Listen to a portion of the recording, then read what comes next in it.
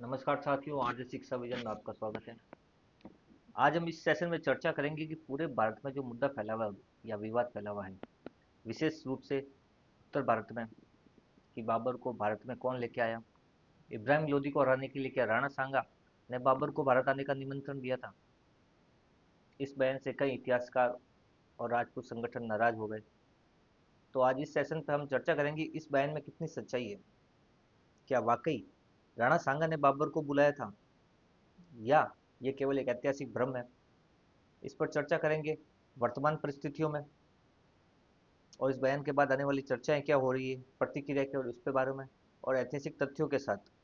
तो शुरू करते हैं आज का सेशन।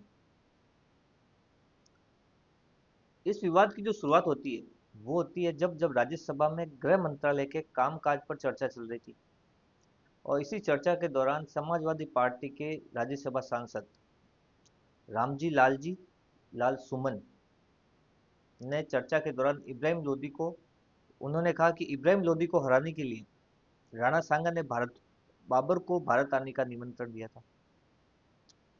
मुसलमान जो है वो है बाबर की औलाद, और तुम गद्दार राणा सांगा की औलाद हो। और इस बयान के साथ ही ऐतिहासिक इतिहास प्रेमियों, राजपूत संगठनों, बुद्धिजीवियों में नाराजगी फैल गई, और सोशल मीडिया पर भी इस पर तीखी बहस छिड़ गई। राणा सांगा के समर्थकों का कहना है कि यह बयान उनके गौरवशाली इतिहास को गलत तरीके से प्रस्तुत करता है, और यहीं से विवाद की शुरुआत होती है। तो सबसे पहले हम देखते हैं कौन है रामजी लाल जी सुमन जिन्होंने ये बयान दिया। पहले बयान को देखते हैं, बयान पर अपनी प्रतिक्रिया दी, सामाजिक संगठनों ने अपनी प्रतिक्रिया दी, फिर उस पर चर्चा करेंगे हम ऐतिहासिक तथ्यों के साथ। तो पहले देखते हैं वो बयान जो रामजी लाल जी सुमन, जो सपा सांसद है, उन्होंने दिया। उन्होंने राज्यसभा में जो बयान दिया था वो बयान था कि बीजेपी वाले कहते हैं कि मुसलमानों में बाबर का डीएनए है। हिंदुस्तान का मुसलमान बाबर को अपना आदर्श नहीं मानता, लेकिन बाबर को लाया कौन? इब्राहिम लोदी को हराने के लिए राणा सांगा लाया था। मुसलमान अगर बाबर की औलाद है तो तुम गद्दार राणा सांगा की औलाद हो। ये हिंदुस्तान में तय हो जाना चाहिए कि हम लोग बाबर की आलोचना करते हैं, लेकिन राणा सांगा की आलोचना नहीं करते। यह था सपा सांसद रामजी लाल जी सुमन का बयान, जो उन्होंने राज्यसभा में गृह मंत्रालय का जो कामकाज पर जो चर्चा हो रही थी उस समय दिया था। और इस बयान के साथ ही भारत भर में इस पर विवाद शुरू हो गया। तो पहले देखते हैं रामजी लाल जी सुमन कौन है। बात करते हैं रामजी लाल जी सुमन के बारे में। रामजी लाल जी सुमन जो है, एक वरिष्ठ भारतीय राजनीतिज्ञ और समाजवादी पार्टी के नेता हैं, जिनका जन्म 1950 में उत्तर प्रदेश के हाथरस जिले के बधोई गांव में हुआ। इनकी बात की जाए प्रारंभिक शिक्षा की, तो गांव में, माध्यमिक शिक्षा हाथरस में, उच्च शिक्षा उन्होंने आगरा कॉलेज से हासिल की। इंदिरा गांधी द्वारा लगाए गए आपातकाल के दौरान जेल भी गए। 1977 में मात्र 26 वर्ष की आयु में रामजी लाल सुमन ने फिरोजाबाद की लोकसभा सीट से जनता पार्टी के टिकट पर चुनाव जीतकर संसद में प्रवेश किया था। बाद में समाजवादी पार्टी में शामिल हो गए, और 1999 से लेकर 2009 तक फिरोजाबाद की लोकसभा सीट से सांसद रहे। वर्तमान में उत्तर प्रदेश के राज्यसभा से सांसद के रूप में कार्यरत हैं, और हाल ही में इन्होंने राज्यसभा में गृह मंत्रालय के कामकाज के दौरान जो चर्चा चल रही थी उस पर चर्चा के दौरान उन्होंने ये बयान दिया था। इस बयान के साथ ही पूरे देश में विवाद शुरू हो गया, और अलग अलग सामाजिक संगठनों, राजनेताओं ने अपनी अपनी प्रतिक्रियाएं इस बयान पर व्यक्त की। तो सबसे पहले बात करते हैं राजस्थान की जो डिप्टी सीएम है, दिया कुमारी, उन्होंने इस बयान पर क्या बात कही। दिया कुमारी डिप्टी सीएम राजस्थान ने, उन्होंने कहा कि वीर शिरोमणि महाराणा सांगा जी, जिनके शौर्य की गाथा राजस्थान की मिट्टी के कण कण से सुनाई देती है, जिनकी वीरता की कहानी सुनकर यहाँ बच्चे बड़े हुए हैं। 80 गांव खाकर भी देश के लिए लड़ने वाले देशभक्त योद्धा के लिए कहा गया गद्दार शब्द न सिर्फ महाराणा सांगा जी, बल्कि राजस्थान देश के शौर्य बलिदान का भी अपमान है। सपा सांसद रामजी लाल जी सुमन का ये बयान शर्मनाक और निंदनीय है, और उन्हें देश की वीरता को कलंकित करने वाले इन कटु शब्दों के लिए सामाजिक रूप से या सार्वजनिक रूप से माफी मांगनी चाहिए थी। दिया कुमारी डिप्टी सीएम राजस्थान। उसके बाद ही राजस्थान के जो भाजपा के प्रदेश अध्यक्ष हैं मदन राठौड़, उन्होंने भी इस पर अपना बयान व्यक्त किया। उन्होंने कहा कि वोट बैंक की राजनीति के चलते कुछ सांसद हमारे देश पर आक्रमण करने वाले और देश को लूट कर ले जाने वालों की प्रशंसा कर रहे हैं, और जो इस देश के रक्षक थे, इस देश की सीमा, इस देश के समाज और इस देश की मान मर्यादा की रक्षा के लिए अपने प्राणों तक की परवाह नहीं की, उनका अपमान कर रहे हैं। यह अपमान कोई भी राष्ट्रभक्त सहन नहीं करेगा। उसी तरह राजस्थान के जो पूर्व नेता हैं राजेंद्र राठौड़, उन्होंने भी अपनी प्रतिक्रिया व्यक्त की। उन्होंने कहा कि समाजवादी पार्टी के सांसद रामजी लालजी सुमन ने संसद में हिंदू साम्राज्य की रक्षा करने वाले महान योद्धा राणा सांगा जी को गद्दार कहकर उनके बलिदान का घनघोर अपमान किया है। उनकी यह टिप्पणी बेहद गलत और निंदनीय है। मैं इसकी कड़े शब्दों में निंदा करता हूँ। उसके बाद करणी सेना जो एक सामाजिक संगठन है राजपूतों का, उनके जो अध्यक्ष है महिपाल सिंह जी मकराना, उन्होंने भी इस पर प्रतिक्रिया व्यक्त की। उन्होंने कहा अभी तो ये सिर्फ एक टेलर है, ऐसे व्यक्तियों को मुंह तोड़ जवाब देना हमें बहुत पहले देना था, लेकिन इसमें बहुत लेट हो गए। अगर रामजी लाल जी सुमन की सदस्यता भंग नहीं की गई तो एक बहुत बड़ा विद्रोह प्रदर्शन पूरे देश में देखने को मिलेगा। इसी पर राजस्थान के जो मुख्यमंत्री हैं भजनलाल जी शर्मा, इन्होंने भी अपना वक्तव्य दिया। समाजवादी पार्टी की सांसद की महाराणा सांगा के खिलाफ की गई टिप्पणी का माफी लायक भी नहीं है। महाराणा सांगा ने दुश्मन को उनके घर में जाकर परास्त किया था। आगरा, फतेहपुर सीकरी के रास्ते में पानीपत के युद्ध में मुगलों की सेना को पीछे खड़े देखा था। वो तो बाबर ने धोखे से तोप खाने का उपयोग कर लिया था, वरना आज युद्ध उस युद्ध का इतिहास और अंजाम कुछ और ही होता। गजेंद्र सिंह शेखावत केंद्रीय मंत्री, इन्होंने भी इस पर बयान दिया। यह भारत के इतिहास पर एक नज़र है। जब भारत के इतिहास की आप समीक्षा करेंगे तो आप बाबर और राणा सांगा दोनों की तुलना एक साथ नहीं कर पाएंगे। सपा पार्टी के प्रमुख अखिलेश यादव ने भी अपने अपना बयान दर्ज कराया। उन्होंने कहा अगर बीजेपी के नेता इतिहास के पन्ने पलट सकते हैं तो समाज रामजी लालजी सुमन ने इतिहास के पन्ने का उल्लेख किया है। हमने 200 साल पहले इतिहास नहीं लिखा। उन्होंने बीजेपी से अपील की कि वो इतिहास को सेलेक्टिव तरीके से ना खंगाले। इस पर कांग्रेस के एक वरिष्ठ नेता प्रमोद तिवारी ने भी अपना बयान दर्ज कराया। उन्होंने कहा हम मानते हैं कि किसी भी जाति वर्ग के महापुरुष का अपमान नहीं किया जाना चाहिए, लेकिन इसकी आड़ में आप किसी दलित के घर में तोड़फोड़ करेंगे, दलित का घर जलाओगे। इसी का जवाब देने की बीजेपी के राष्ट्रीय नेता हैं राधा मोहन दास, उन्होंने भी अपना वर्ड दिया। उन्होंने कहा खड़गे जी ने दलित समाज से जोड़कर राजनीतिकरण कर राणा सांगा को और अपमानित करने का काम किया।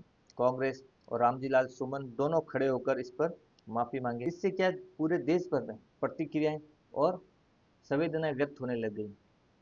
समाजवादी पार्टी के सांसद रामजी लाल जी सुमन द्वारा राणा सांगा पर दिए गए विवादित बयान के साथ देश भर में विभिन्न राजनीतिक दलों और जनता की ओर से तीव्र प्रतिक्रियाएं आने लग गई।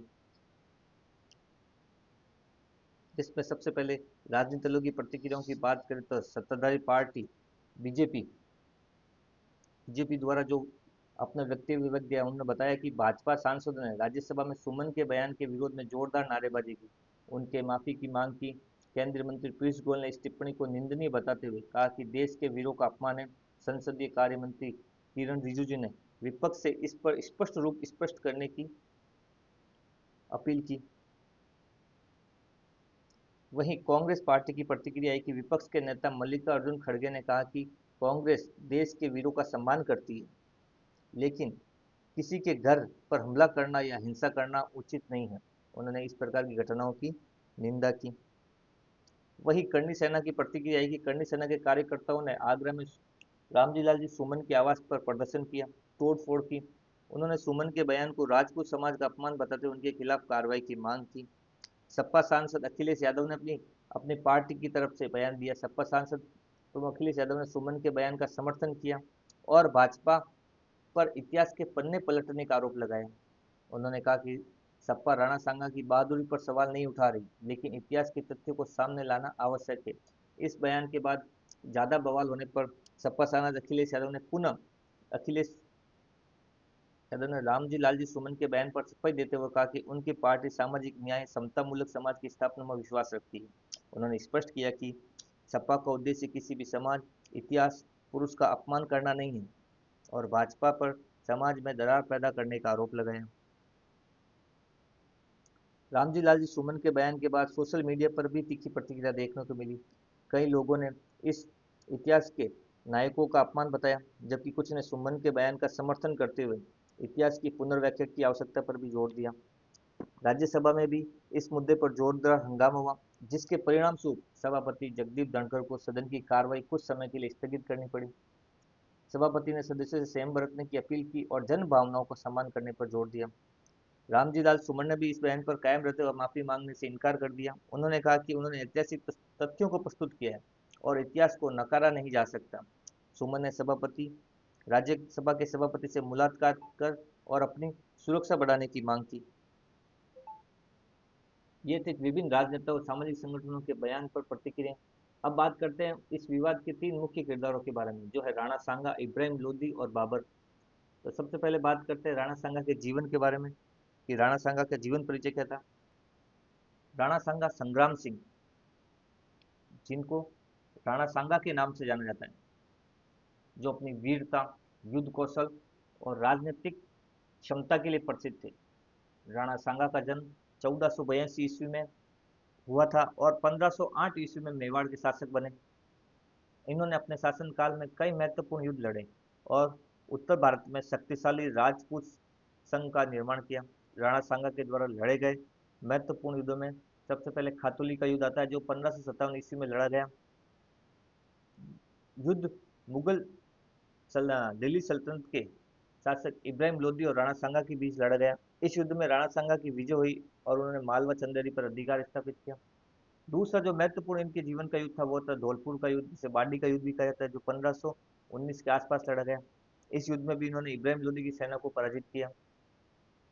उसके बाद 1527 का इनका बयाना का युद्ध, इस युद्ध में बाबर ने और राणा सांगा के बीच लड़ा गया। इस युद्ध में बाबर की सेना को राणा सांगा ने पराजित किया।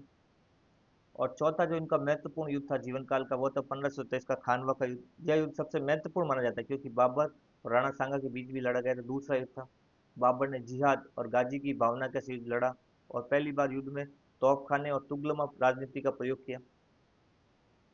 राणा सांगा इस युद्ध में वीरतापूर्वक लड़े, लेकिन विश्वासघात के कारण पराजित हो गए। इस युद्ध के बाद उत्तर भारत में मुगलों की सत्ता मजबूत हो गई।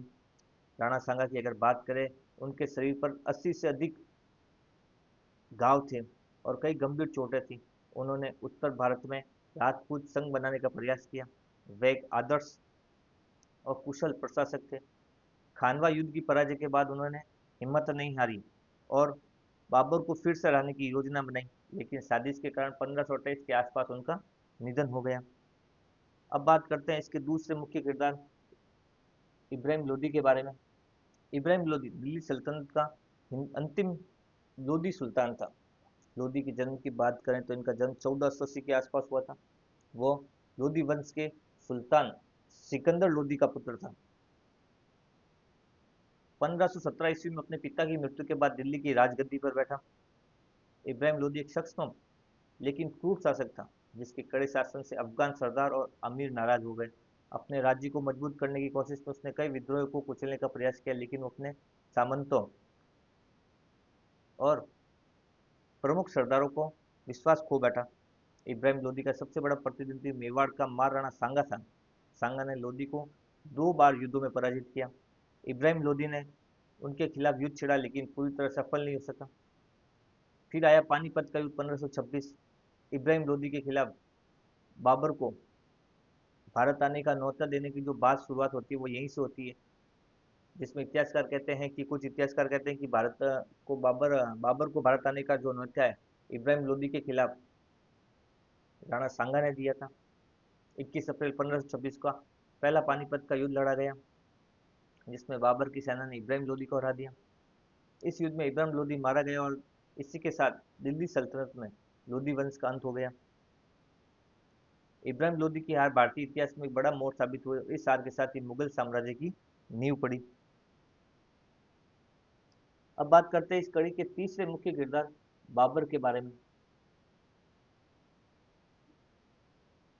बाबर, पूरा नाम जहीरुद्दीन मोहम्मद बाबर। जन्म की बात करें तो 1483 के आसपास उज्बेकिस्तान में। बाबर तैमूर लंग और चंगेज खान का वंशज था। उनके पिता उमर शेख मिर्जा परगना के शासक थे। जब बाबर मात्र 12 साल का था, तब उनके पिता की मृत्यु हो गई और उन्होंने परगना की गद्दी संभाली, लेकिन अपने राज्य को बचाने के लिए लगातार संघर्ष करता रहा। भारत में मुगल साम्राज्य की नींव रखी, आधुनिक युद्ध तकनीक और तोपों का उपयोग किया, अपनी आत्मकथा बाबरनामा लिखी जो तुर्की भाषा में उपलब्ध है। अब चर्चा करते हैं कुछ ऐसा ऐतिहासिक तथ्यों और लेखक इतिहासकारों द्वारा लिखित गए पुस्तकों पर जो इस विवाद से संबंधित है, जो इन मुद्दों पर प्रकाश डालेगी कि बाबर को भारत आने का निमंत्रण राणा सांगा ने दिया था या नहीं।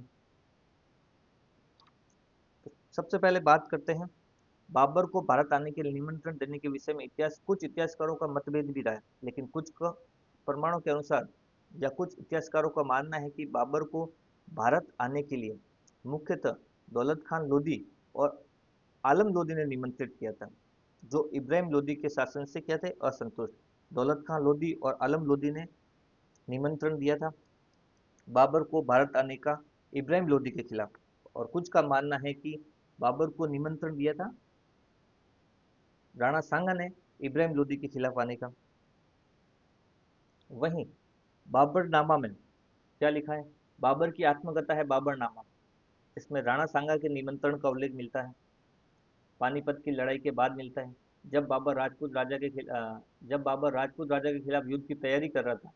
हालांकि कुछ इतिहासकारों का मानना है कि राणा सांगा ने बाबर से संपर्क किया था ताकि दिल्ली सल्तनत को कमजोर किया जा सके, लेकिन इसके कोई ठोस प्रमाण उपलब्ध नहीं है।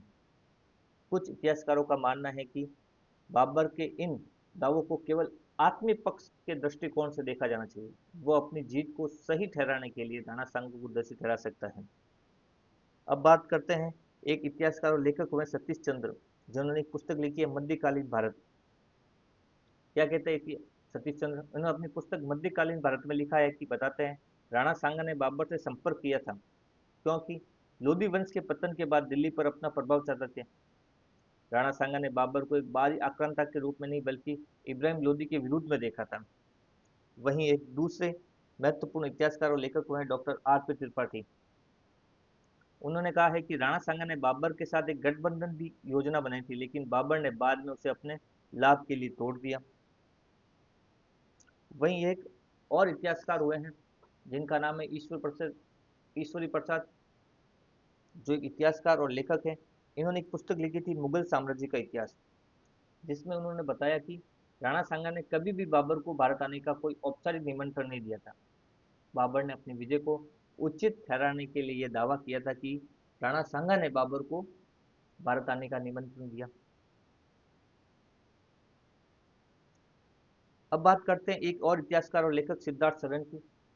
उनका कहना था कि यदि राणा सांगा ने बाबर को निमंत्रण दिया होता तो उनके बीच कोई ना कोई संधि या पत्राचार अवश्य होता, लेकिन इसका कोई ठोस प्रमाण उपलब्ध नहीं है कि राणा सांगा भारतीय संस्कृति और स्वतंत्रता के पक्षधर थे। वे किसी बाहरी शासक को आमंत्रित नहीं कर सकते थे। एक मुगल इतिहासकार हुए हैं फरिश्ता, जिन्होंने बाबर के दावे से सहमति जताई है। उन्होंने कहा है कि जो बाबरनामा में लिखा हुआ है कि राणा सांगा ने बाबर को इब्राहिम लोदी के खिलाफ भारत में बुलाया था, वो इसका समर्थन करते हैं। निष्कर्ष के तौर पर देखा जाए तो इस बात का कोई ठोस ऐतिहासिक प्रमाण नहीं मिलता कि राणा सांगा ने बाबर को भारत आने का निमंत्रण दिया था, वो भी इब्राहिम लोदी के खिलाफ। लेकिन सोचने विचारने वाली बात यह है कि राणा सांगा, जिनका असली नाम संग्राम सिंह था, जो एक महान राजपूत शासक थे जिन्होंने अपनी वीरता और साहस और नेतृत्व के लिए जाने जाते थे, जिन्होंने 1509 से 1528 तक मेवाड़ पर शासन किया, कई युद्धों में भाग लिया। राणा सांगा सही मायनों में वीर योद्धा वो शासक थे जो अपनी वीरता और उदारता के लिए प्रसिद्ध हुए। उन्होंने दिल्ली, गुजरात, मालवा और मुगल बादशाहों के आक्रमणों से अपने राज्य की रक्षा की। वहीं राणा सांगा, जिन्होंने 1517 में खातौली के युद्ध में तथा 1518 में बांडी धौलपुर के युद्ध में इब्राहिम लोदी को 2 बार पराजित किया। वही राणा सांगा जो अपने अद्भुत शौर्य के लिए आज भी इतिहास में याद किए जाते हैं, जिन्होंने अपने जीवन काल में कई युद्ध लड़े और विजयी पताका फहराई, जिनके शरीर पर युद्धों के 80 घाव थे। एक ऐसा वीर योद्धा जिसके शरीर में एक पैर नहीं था, एक हाथ नहीं था, एक आंख नहीं थी, फिर भी शरीर पर अनेकों घाव होते हुए भी वो वीर योद्धा युद्ध के दौरान मौत मैदान में दुश्मन की आंख में आंख डालकर पराक्रम दिखाता था। बाबर के भारत आने से पहले 2 बार युद्धों में पराजित किया। क्या वह राणा सांगा बाबर से इब्राहिम लोदी के खिलाफ मदद मांगेगा? ये सोचने की बात है। यह था हमारा आज का टॉपिक। जो अगर आप इस चैनल पर नए हैं और आपने अभी इस चैनल को सब्सक्राइब नहीं किया तो आर्य शिक्षा विजन को सब्सक्राइब करें, और टेलीग्राम पर जुड़ने के लिए @आर्य शिक्षा विजन को सर्च करें और ज्वाइन करें। मिलते किसी अन्य टॉपिक में नए वीडियो के साथ। धन्यवाद।